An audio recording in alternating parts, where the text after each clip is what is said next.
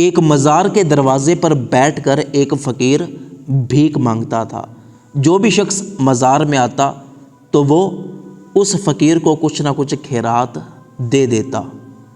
ایک دن مزار پر دعا مانگنے کے لیے ایک امیر لڑکا آیا۔ وہ لڑکا مزار کے اندر گیا، اس نے مزار میں کھڑے ہو کے فاتحہ پڑھی، دعا مانگی۔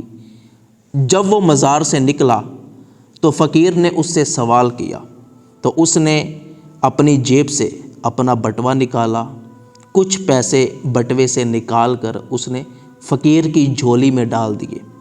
جب وہ وہاں سے جانے لگا تو اس کا بٹوا زمین پر گر گیا، لیکن اس امیر زادے کو پتہ نہ چلا۔ اس فقیر کی نظر اس کے بٹوے پر پڑی، اس نے اپنے پیسے سمیٹے، بٹوے کو پکڑا اور اس نوجوان کے پیچھے گیا، ادھر ادھر دیکھا، لیکن تب تک وہ نوجوان اپنی موٹر سائیکل پہ بیٹھ کے جا چکا تھا۔ فقیر کچھ دور تک اس کے پیچھے بھاگا، اس کو آوازیں دی، لیکن اس کو کوئی آواز سنائی نہیں دی۔ تو فقیر واپس آ گیا اور اسی جگہ پہ آ کے بیٹھ گیا۔ اب اس بات کو عرصہ گزر گیا، 6 مہینے 8 مہینے گزر گئے۔ ایک دن پھر وہی نوجوان اس مزار پہ دوبارہ آیا تو فقیر اس کو پہچان گیا۔ وہ فقیر اس کے سامنے ہو کے کھڑا ہو گیا اور اس امیر نوجوان سے کہنے لگا کہ شاید صاحب جی آپ کو یاد نہ ہو کہ آپ 6 یا 8 مہینے پہلے اسی مزار پر آئے تھے، تو آپ نے مزار کے اندر دعا مانگی، جب واپس جانے لگے تو آپ نے کچھ پیسے اپنے بٹوے سے نکال کر مجھے دیے تھے، پھر آپ چلے گئے، لیکن آپ کا بٹوا نیچے زمین پر گر گیا تھا۔ میں نے وہ بٹوا پکڑا، آپ کے پیچھے کافی دور تک میں نے دوڑ لگائی، آپ کو آوازیں دی، لیکن صاحب جی آپ نے میری کوئی آواز نہیں سنی۔ اس کے بعد اس فقیر نے اپنی جیب سے اس امیر نوجوان کا بٹوا نکالا، اس کو دے دیا کہ صاحب جی آپ چیک کر لیں۔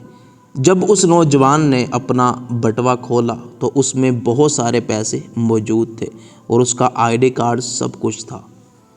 وہ نوجوان ہکا بکا رہ گیا اور حیران ہو کے اس فقیر سے پوچھنے لگا کہ اس میں اتنے پیسے تھے کہ تمہارے 6 مہینے آرام سے گزر جانے تھے، مانگنے کی ضرورت نہیں پڑنی تھی، تو تم نے یہ پیسے استعمال کیوں نہیں کیے؟ فقیر نے بڑا زبردست جواب دیا۔ وہ کہنے لگا کہ صاحب جی میں فقیر ضرور ہوں لیکن میں چور نہیں ہوں، میں دھوکے باز نہیں ہوں۔ اگر میں یہ پیسے کھانا بھی چاہتا تو 6 مہینے کھا لیتا، لیکن قیامت کے دن جب مجھ سے اللہ پاک سوال کرتا تو میں اس کو کیا جواب دیتا؟ اس فقیر کی یہ ایمانداری اس نوجوان کو بڑی پسند آئی۔ اس نے انعام کے طور پہ بٹوے میں موجود سارے پیسے اس فقیر کو دے دیے۔